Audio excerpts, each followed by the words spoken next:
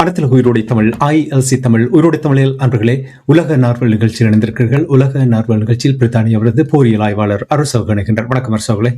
வணக்கம். அனைத்துலக உயிரோடை தமிழ் உறவுகளுக்கு வணக்கம். உங்களுக்கும் வணக்கத்தை தெரிவித்துக் கொண்டு நாங்கள் தொடர்ந்து ஈரான், இஸ்ரேல், அமெரிக்காவுக்கு இடையிலான போர் நிலைமைகளை பார்ப்போம்.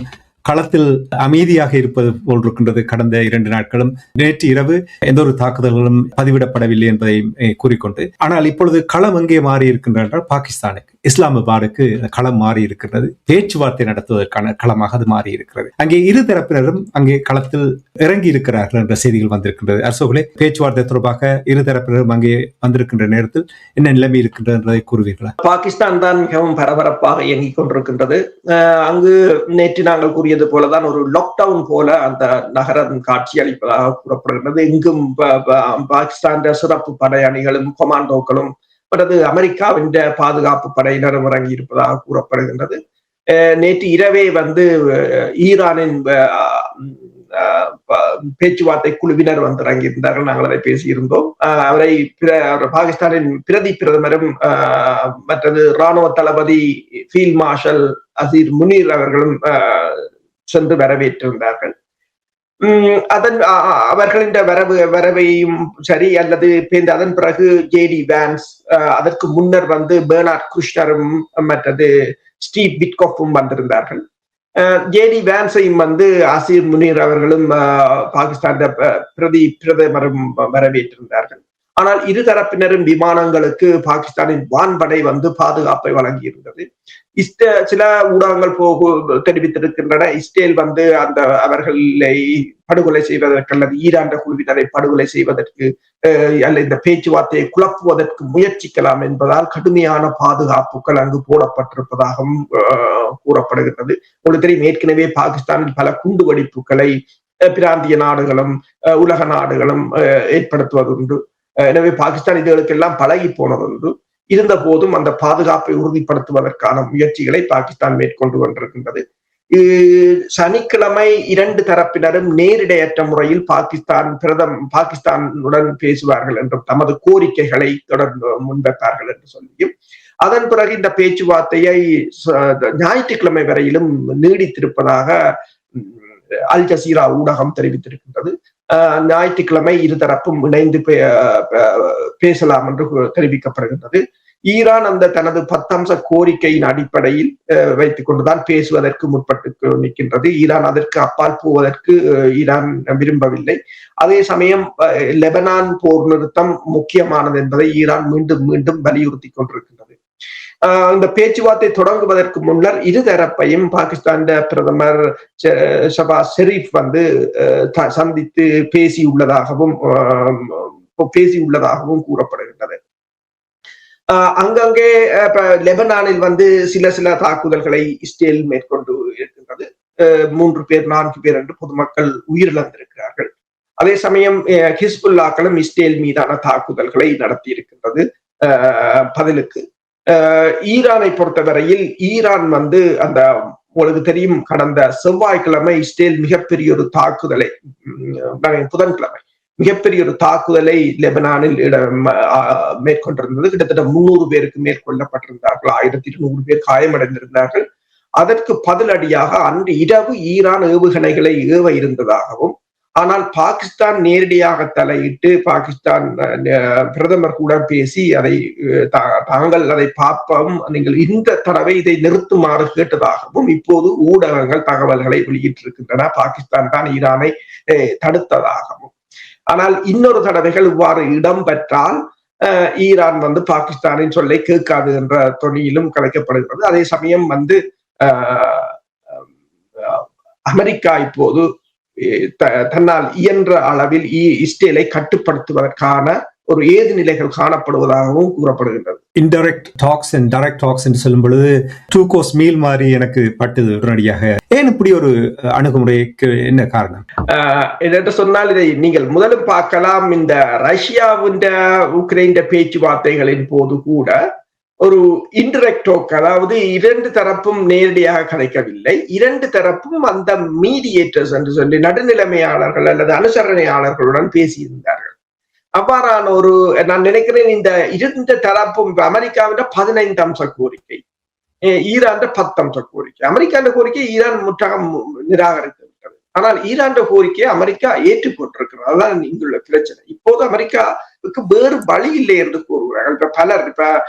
பல ஊடகங்களும் பல ஊடகவியலாளர்களும் கூறுவது என்னென்று சொன்னால், அமெரிக்காவால் வேறு வழி இல்லாமல் ஏற்றுக்கொண்டு விட்டார்கள். ஆனால் இப்போது அந்த கோரிக்கைகளை அவ்வளவு அந்த கோரிக்கைகளை நீங்க பார்த்தாலே தெரியும். அந்த கோரிக்கைகளை ஏற்று அங்காலே போவதற்கு அமெரிக்காவால் முடியாத நிலைமை. அப்ப அதை முதல் டைலூட் பண்ணுவதற்காக இரண்டு தரப்பும் விட்டுக் கொடுப்புகளை மேற்கொள்ள வேண்டும். அமெரிக்கா அந்த கோரிக்கைகளையும் ஈரான் முற்றுமுழுதாக ஏற்க முடியாது. இப்ப இரண்டு தரப்பும் நேரடியாக பேசுவதற்கு முன்னர் இரண்டு தரப்பிலும் இந்த கோரிக்கைகள் தொடர்பாக பாகிஸ்தானோட ஊடாக இரண்டு தரப்பும் நேரடியற்ற முறையில் எவ்வாறு ஒரு கலந்துரையாடலை மேற்கொள்ளலாம் என்று முயற்சி செய்கிறார்கள். இது 1979 ஆண்டு இஸ்லாமிய புரட்சிக்கு பின்னர் நடைபெறும் உயர் மட்டத்திலான பேச்சுவார்த்தை என்று அழைக்கப்படுகிறது.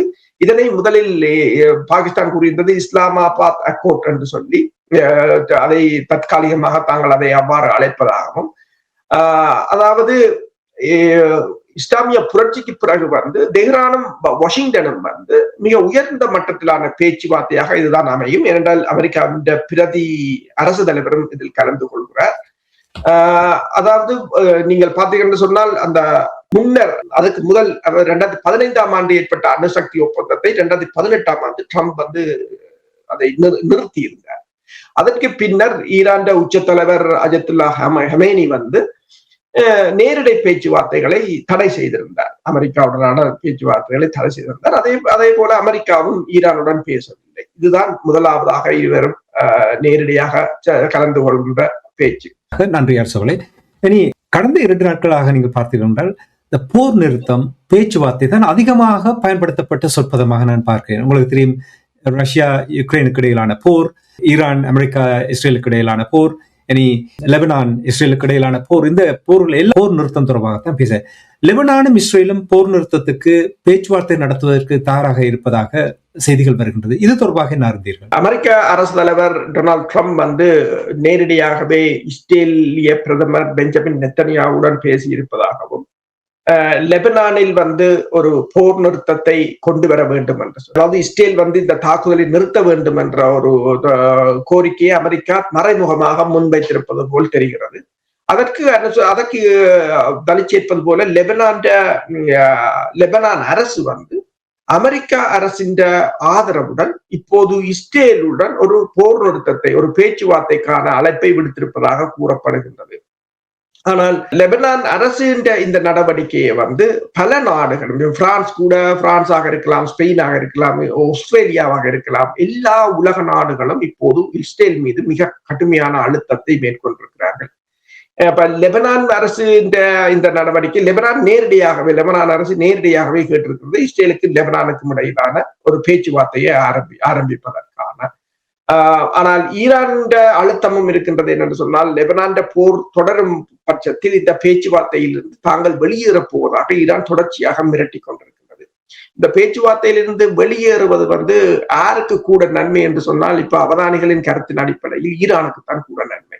என்றால் ஈரான் இந்த போரை இன்னும் ஒரு 6 மாதத்துக்கு இழுப்பதற்கு தான் முற்பட்டிருந்தது. 6 மாதம் என்றால் உலகத்தின் பொருளாதாரம் கம்ப்ளீட்லி கொலாப்ஸ், அதுக்கு பிறகு ஒன்றும் செய்ய முடியாத ஒரு நிலை. ஆனால் அது இடையில் நிறுத்தப்பட்டது அமெரிக்காவுக்கான ஒரு நன்மை என்றுதான் கூறுகிறார்கள். எனவேதான் அமெரிக்கா ஈரான் 10 அம்ச கோரிக்கையை உடனடியாக ஏற்றுக்கொண்டிருந்தது. முதலில் இந்த போரில் இருந்து தான் வெளியேற வேண்டும் என்பதை ட்ரம்பின் திட்டமாக இருந்திருக்கிறது. எனவே அவ்வாறு அமெரிக்கா இந்த போரில் இருந்து உடனடியாக வெளியேற விரும்பி இருக்குமாக இருந்தால், இந்த லெபனான் மீதான தாக்குதலை அமெரிக்கா நிறுத்தும். நிச்சயமாக அமெரிக்காவால் அது முடியும்.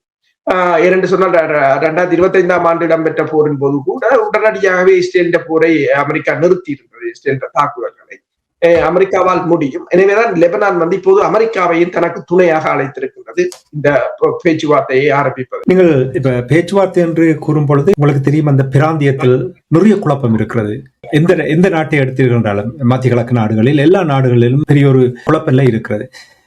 இந்த போர் பேச்சுவார்த்தைகள் முடிந்து போர் முடிவுக்கு வந்த பின்பு ஈரான் எவ்வாறு பார்க்கப்படும் அந்த பிராந்தியத்தில் என்று ஊடகவியலாளர்கள் தொடர்பாக அலசி ஆராய தொடங்கிவிட்டார்கள். நான் நினைக்கிறேன் இஸ்ரேல் இருக்கின்ற ஒரு ஊடகம் கூட இது தொடர்பாக தங்களுடைய கருத்துக்களை வெளிப்படுத்தியிருக்கிறார்கள். நீங்கள் எவ்வாறு இதை பார்க்கிறீர்கள்? நீங்கள் என்ன அவதானிக்கிறீர்கள் என்பதை கூற. இந்த போர் நிறுத்தம் வந்து இஸ்ரேலுக்கு மிகப்பெரிய தோல்வி என்பதை இஸ்ரேலிய ஊடகங்களும் இஸ்ரேலிய அரசியல்வாதிகளும் தொடர்ச்சியாக தெரிவித்துக் கொண்டிருக்கிறார்கள். அதனை மறைப்பதற்காகத்தான் இஸ்ரேல் வந்து தாங்கள் லெபனான் மீது தாக்குதலை, லெபனானை ஆக்கிரமிப்பது போன்றவற்றை செய்து கொண்டிருப்பதாக கூறுகிறார்கள். இஸ்ரேலில் இருந்து வருகின்ற ஹரட்ஸ் என்ற ஊடகம் வந்து கூறியிருக்கின்றது, அதாவது இந்த பிராந்தியத்தில் வளைகுடா பிராந்தியத்தில் ஒரு டொமினன்ட் பவராக வந்து ஈரான் உருமாறி இருக்கிறது என்று இஸ்ரேல் ஊடகமே பாராட்டை தெரிவித்திருக்கின்றது ஈரான் தற்போதைய நிலை தொடர்பாக. அதே நேரம் இஸ்ரேல் புறக்கணிக்கப்பட்ட போர் நிறுத்தத்திற்காக நெத்தனியாகு உள்நாட்டில் கடுமையான எதிர்ப்பை சந்தித்து வருகிறார் எனவும், லெபனான் மீதான இஸ்ரேலின் திட்டமிட்ட தாக்குதல்கள் ஈரானை பதிலடி கொடுக்க தூண்டி போர் நிறுத்தத்தை முறிக்கும் அபாயத்தை ஏற்படுத்துகிறது என்றும் பல வர்ணனையாளர்கள், ஊடகங்கள் கருத்துக்களை தெரிவித்து வருகின்றன. அதே நேரம் நீங்க பாத்தீங்கன்னு சொன்னால் இஸ்ரேலின் புலம்பெயர் விவகாரங்களுக்கான அமைச்சர் வந்து அமிகை சிக்லி கூறியிருக்கின்றார் என்று சொன்னால், இந்த நேரத்தில் போர் நிறுத்தம் செய்தது ஒரு தவறு என்றும், இது போன்ற மோதல்களில் வந்து எதிரியை எங்கள் முன் முழங்காலிட வைக்க வேண்டும் என்றும் அவர் குறிப்பிட்டிருக்கிறார். அதே சமயம் இந்த போர் நிறுத்தம் நீடிப்பதற்கு 50% சாத்திய கூறுகளே இருப்பதாகவும், ஈரான் ஒரு பிராந்திய சக்தியாக தனது அந்தஸ்தை தக்க வைப்பதை நாங்கள் தடுக்க வேண்டும் என்றும் அவர் கூறியிருக்கின்றார். அதே சமயம் முன்னாள் துணை தலைமை தளபதி ஜாஜீர் கோலன் கூறியிருக்கின்றார், இந்த போர் நிறுத்தம் வந்து ஒரு இஸ்ரேலுக்கான ஒரு வியூக தோல்வி என்று கூறியிருக்கின்றார். அதே நேரத்தில் முன்னாள் நிதியமைச்சர் வந்து அவிக்டோர் லிபர்மேன் கூறியிருக்கிறார் என்று சொன்னால், இது ஈரானுக்கு மீண்டும் அணிதிரள்வதற்கான ஒரு வாய்ப்பை வழங்குகிறது என்று சொல்லியும், மிகவும் கடினமான சூழ்நிலைகளில் எதிர்காலத்தில் ஒரு மோதல் ஏற்படக்கூடும் என்றும் அவர்கள் கூறியிருக்கிறார்கள். அவர்களை பொறுத்தவரையில் இதை ஏதோ ஒரு வகையில் இந்த போரை தொடர வேண்டும், ஏனென்று சொன்னால், இல்லை என்று சொன்னால் ஈரான் அந்த பிராந்தியத்தை இப்போது ஈரான் தான் அப்பர் ஹேண்டில் இருக்கிறது.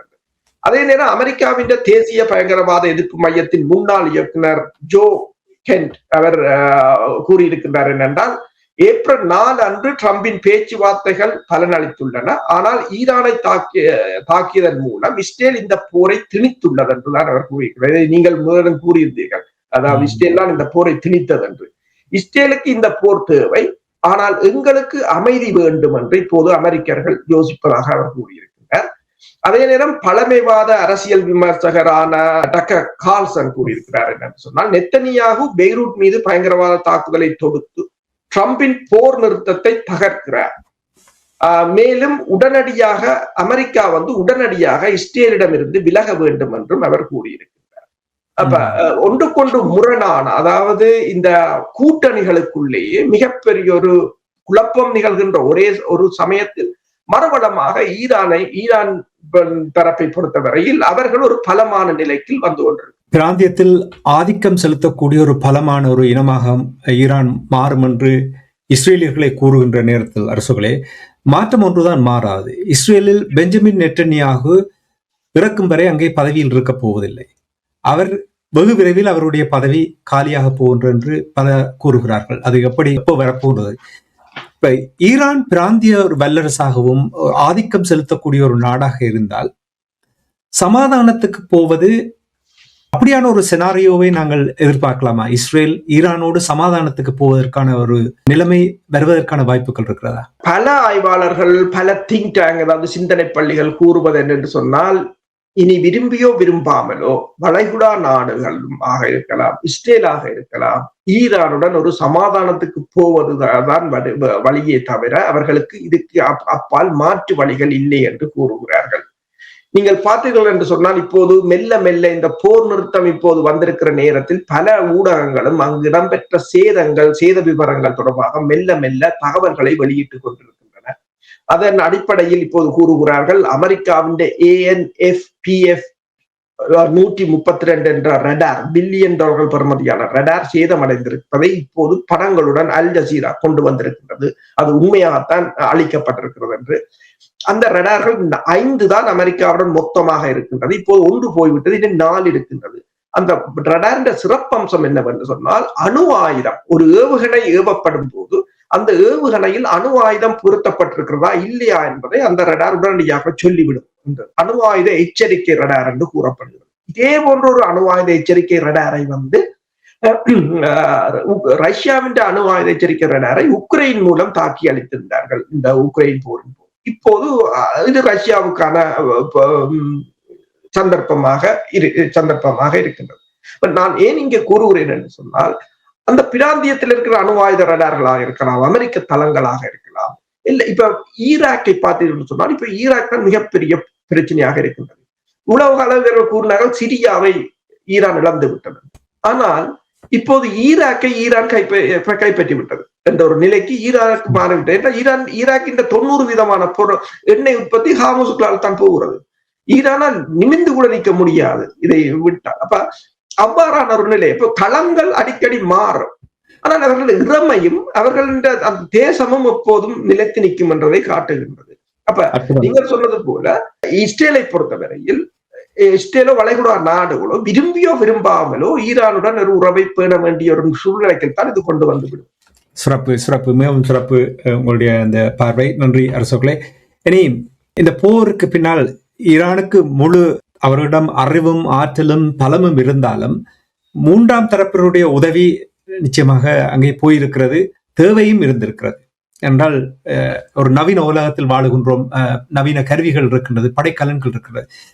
சீனா மீது குற்றம் சாட்டப்பட்டிருக்கின்றது இப்பொழுது என்னவென்று சொன்னால், ஈரானுக்கு படைக்கலன்களை 3ஆம் தரப்பினருடாக அனுப்பியதாக தங்களுடைய அதிருப்தியை வெளிப்படுத்தி இருக்கிறார்கள். இது தொடர்பாக என்ன அறிந்தீர்கள்? CNN தகவலை கொண்டு வந்திருக்கின்றது. சீனா போர்ட்டபிள் மிசைல்ஸ் என்று சொல்றது, மனிதர்களால் தோளில் வைத்து இயக்கக்கூடிய சாம் ரக ஏவுகணைகளை பெருமளவில் இப்போது 3ஆம் தரப்பு நாடுகளினூடாக ஈரானுக்கு அனுப்பி இருக்கின்றது. 3ஆம் தரப்பு நாடுகள் என்று கொடுக்கும் போது அதில் சீனா வழங்கியதாக இருக்காது என்று கூறியிருக்கிறது. 2 தரப்பும் இப்போது இந்த போர் நிறுத்தம் முறிவடைந்தால் இதை இன்னும் பலமாக அதை எதிர்கொள்வதற்கு தயாராகி வருவது போலதான் தெரிகின்றது. அமெரிக்க அதிபரும் அண்மையில் கூறியிருந்தார், தங்கள் படையினர் அத்தனை பேரும் அல்லது கப்பல்களோ எல்லாம் அப்படியே தான் இருக்கும் இப்போதைக்கு என்று கூறியிருந்தார். ஈரானுக்கும் இப்போது ஒரு நல்ல ஒரு சந்தர்ப்பம் தங்கள் நிலைகளை மறுசீரமைத்துக் கொள்வதற்கு. ஆனால் ஈரானும் எச்சரிக்கையாகத்தான் இருக்கிறது. இன்று வரையிலும் இணையதள வசதிகள் இன்னும் செய்யப்படவில்லை.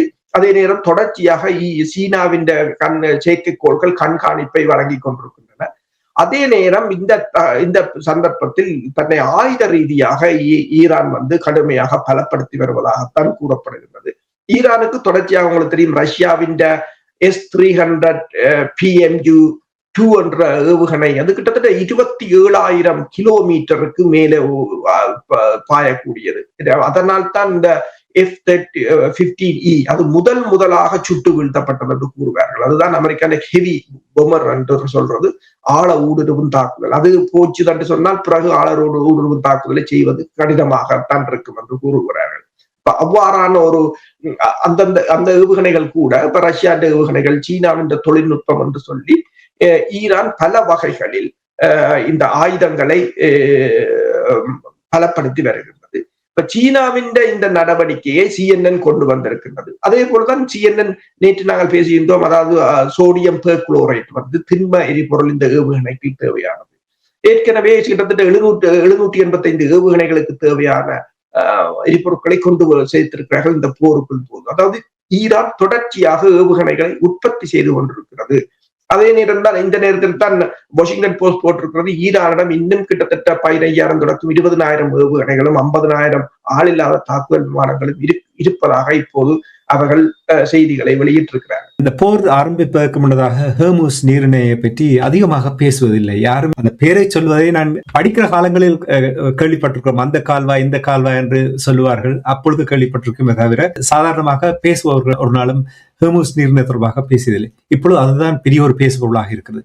ஹோர்முஸ் நீரிணையில் உங்களுக்கு தெரியும் கப்பல்கள் போக முடியாத இருப்பது இன்னொரு காரணம் என்னவென்று சொன்னால் ஈரான் கடல் கன்னி வெடிகளை வைத்திருக்கலாம் என்று. இந்த நிலைமையால் தான் இப்பொழுது கப்பல்கள் செல்ல முடியாமல் இருக்கின்றதா அல்லது வேறு காரணங்கள் இருக்கின்றதா? நீங்களே எவ்வாறு இதை அவதானிக்கிறீர்கள்? இப்போது நியூயார்க் டைம் ஒரு செய்தியை போட்டிருக்கின்றது தலைப்புச் செய்தியாக, கன்னிவடிகள், ஈரான் விதைத்த கன்னிவடிகளை மீண்டும் அதனை அகற்றுவதற்கு ஈரானால் முடியாதுள்ளதாகவும், அதை சில கன்னிவடிகள் வைத்தது எங்கே வைத்தது என்றது லொக்கேட் பண்ண முடியாமல் இருப்பதாகவும் கூறியிருக்கின்றது.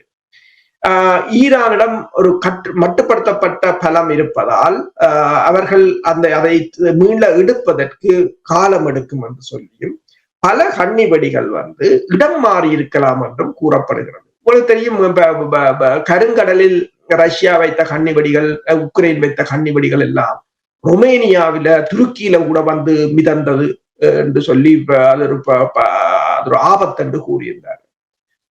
சில இலங்கையில் கூட போர் முடிந்த பிற்பாடு அந்த கன்னிவெடிகளை அகற்றும் பணிதான் மிகவும் கடினமாக இருந்தது என்று சொன்னால், அதை சில பேர் வைத்தவர்கள் இறந்து விடுவார்கள்.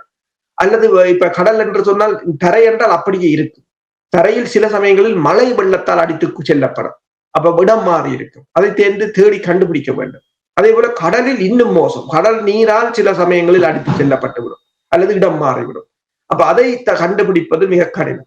எனவேதான் நான் நேற்று பேசும்போது பேசியிருந்தோம், ஈரான் ஒரு வரைபடத்தை வெளியிட்டிருக்கிறது. இந்த வரைபடத்தில் இருக்கின்ற ஹார்முஸ் நீரிணை என்ற ஒரு குறிப்பிட்ட பகுதியை சொல்லிக்கு இதுக்கெல்லாம் கப்பலை கொண்டு வாருங்கள், மற்ற பக்கத்துக்கு போக வேண்டாம், கன்னிவெடிகள் இருக்கின்றது என்று கூறியிருக்கிறார்கள். அதை உறுதிப்படுத்துவது போலதான் இந்த நியூயார்க் டைம்ஸ் போட்டிருக்கிறது. அப்ப இப்போதைக்கு ஹார்முஸ் நீரிணையின் போக்குவரத்து ஒரு வளமைக்கு திரும்பாதென்றதை அவர்கள் போட்டிருக்கிறார்கள். ஆனால் இது யாரால் இது ஏற்பட்டது? இந்த போருக்கு பிறகுதான் அதற்கு கன்னிவெடியை வைத்தது, இவ்வளவு அனர்த்தங்களையும் வந்தது. அந்த கன்னிவெடி சில சமயம் இந்து சமுத்திர பிராந்தியத்துக்கு கூட மிதந்து வரக்கூடிய சாத்தியங்கள் இருக்கின்றது. அதுதான் மிகப்பெரிய ஒரு பிரச்சனை. அப்ப இப்ப இந்த ஹார்முஸ் நீரிணையை அமெரிக்கா நினைத்தால் கூட அல்லது ஈரான் விரும்பினால் கூட பழைய நிலைக்கு கொண்டு வருவதற்கு காலம் எடுக்கும் என்பதைத்தான் அது கூறுவது. பெரிய சிக்கலை ஏற்படுத்தி இருக்கின்றது. இதனால் எண்ணெய், இப்ப நீங்கள் சொன்னீர்கள், எண்ணெய் கொண்டு செல்வது, அந்த பகுதியை சரியாக நெறிப்படுத்த வேண்டிய இருக்கின்ற நிலைமையில் ஆயில், இந்த எண்ணெயினுடைய தற்பொழுது உள்ள நிலைமையை பார்க்கிறேன் என்றால் ஒரு நாளைக்கு 3 மில்லியன் பேரல்ஸ் வெளியில் வர வேண்டும் அங்கிருந்து. ஆனால் வராமல் இருப்பதால் உலகம் பூராவும் அதனுடைய தாக்கம் பார்க்கக்கூடியதாக இருக்கின்றது. இந்த ஆயிலுடைய தற்போதுள்ள நிலைமை என்ன என்று கூறுவீர்கள்? இப்போது நீங்கள் பார்த்தீர்கள் என்று சொன்னால், போர் நிறுத்தம் அறிவிக்கப்பட்டு 2 நாட்கள் கடந்த பிற்பாடும் கூட எரிபொருட்கள் விலைகள் குறைந்ததாக இல்லை. அது அந்த சென்டிமெண்டாக குறையும், அது பரலின் விலை குறைந்தது, ஆனால் திருப்பி $98 ஏறி இருக்கின்றது. இங்க நீங்கள் பார்த்தீங்கன்னு சொன்னால், இந்த ஒவ்வொரு நாட்டிலும் அந்த பெட்ரோல் ஸ்டேஷன்ல ஃபியூவல் விலை இறங்கினதாக இல்லை, ஏறிக்கொண்டுதான் இருக்கின்றது. இப்போது அந்த உலக எரிபொருள் மையம் ஒன்றை தெரிவித்திருக்கின்றது என்னன்னு சொன்னால், உலகத்தின் எரிபொருள் மொத்த ரிசர்வ் கையிருப்பு அதன் லிமிட் 7.8 பில்லியன் பீப்பார்கள். அந்த 7.8 பில்லியன் பீப்பார்களுக்கு கீழே குறையுமாக இருந்தால் அது ஒரு உண்மையான பற்றாக்குறை என்றதை உலகத்துக்கு அறிவித்து விடும் என்று சொல்லி அவர்கள் ஒரு லைன் வைத்திருப்பார்கள். அப்ப இந்த போர் தொடங்கும் முன்னர் அதன் கையிருப்பு 8.2 பில்லியன் பீப்பார்களாக இருந்தது. 6 வாரங்கள் நீடித்த போர்ல அது இப்போது 8 பில்லியன்களாக குறைந்து விட்டது. அதாவது சில வாரங்களில் ஒரு நாளைக்கு இப்போது 10 மில்லியனுக்கு அதிகமான பீப்பார்கள் என்ற அளவில் இந்த எண்ணெய் குறைந்து கொண்டு வருகிறது என்று கூறியிருக்கிறார்கள். அப்ப இந்த எண்ணெய் அப்படி குறைந்து கொண்டு வருமாக இருந்தால் இன்னும் ஒரு 18 நாட்கள் இந்த போர் நடக்குமாக இருந்தால் அதாவது முற்று முழுதாக உலகம் இந்த பற்றாக்குறைகள் சென்று விடும் என்று கூறியிருக்கிறது அந்த அமைப்பு. அதே போலதான் நீங்கள் பார்த்தீர்கள் என்று சொன்னால், இப்ப அமெரிக்காவில் கூட பணவீக்கம் 3 வீதமாக அதிகரித்திருக்கிறது. ஒரு கலன் எண்ணெய் கிட்டத்தட்ட $4 அதிகரித்திருக்கின்றது. அது மட்டுமல்லாது சவுதி அரேபியா கூறியிருக்கிறது, ஹார்முஸை திறக்காட்டி என்ன, தங்களோட எரிபொருள் உற்பத்தி அதாவது மனிஃபா பிளான்ட் உற்பத்தி 3 லட்சம் பீப்பாய்களாக குறைந்திருக்கின்றது. என்னால் அதன் சேதம் அப்படி, அதை திருத்தி அமைக்க வேண்டும். அதே போல பைப்லைன் மீது ஈரான் நடத்திய தாக்குதலால் இந்த ரெட் சீக்களால செங்கடலுக்களால கொண்டு வர எண்ணெயின் உற்பத்தி வந்து 7 லட்சம் பேரல்களாக குறைந்திருக்கின்றது. 7 லட்சம் பேரல்கள் குறைவாகத்தான் தங்களால் உற்பத்தி செய்ய முடியும் என்று கூறியிருக்கிறார்கள்.